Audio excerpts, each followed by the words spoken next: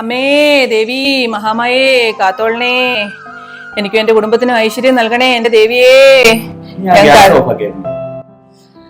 അമ്മേ ദേവിയേ, ഇയാളുടെ സ്വഭാവം ഇങ്ങനെ ആയിപ്പോയിന് ഞാൻ എന്ത് ചെയ്യാൻ പറ്റും എന്റെ ദേവിയേ. അമ്മേ മഹാമായേ, അപ്പുറത്തെ രാധാമണിക്ക് കുറച്ച് അഹങ്കാരം കൂടുന്നുണ്ട്, അവളുടെ അഹങ്കാരം കുറച്ച് കൊടുക്കണേ എന്റെ ദേവിയേ. എന്റെ പൊന്നു മനുഷ്യ, ഇന്ന് നല്ലൊരു ദിവസമായിട്ട് നിങ്ങൾക്ക് ഒന്ന് മനസ്സിരുത്തി പ്രാർത്ഥിച്ചൂടായോ? അമ്മേ ദേവി മഹാമായേ. ഭക്തന്മാരെ, അയ്യോ ദേവി, ഒന്ന് കണ്ണു തുറന്ന് നോക്കു മനുഷ്യ. ഞാൻ വിളിച്ചപ്പോ ദേവി പ്രത്യക്ഷപ്പെട്ടത് കണ്ടോ? അമ്മേ ദേവി, നാം എന്ത് വരമാണ് നിങ്ങൾക്ക് നൽകേണ്ടത്? അതെ, ഞാൻ വിളിച്ചിട്ടാ ദേവി വന്നത്. ഞാൻ വരം ചോദിച്ചോളാം. വരം ചോദിക്കാൻ വന്നേക്കുന്നു.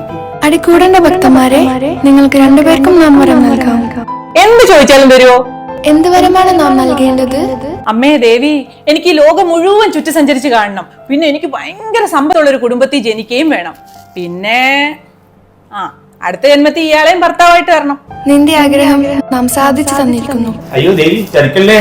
നിനക്കെന്ത് വരമാണ് നാം നൽകേണ്ടത്?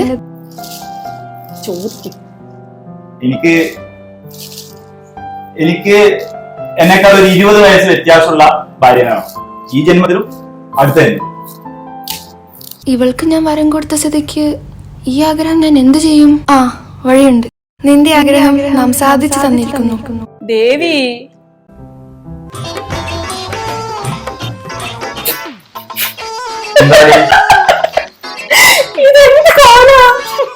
കോലത്തിനൊരു കുഴപ്പം?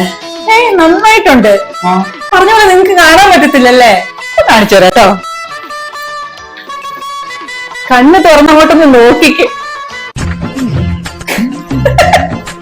അമ്മേ ദേവി, ഒരുപാട്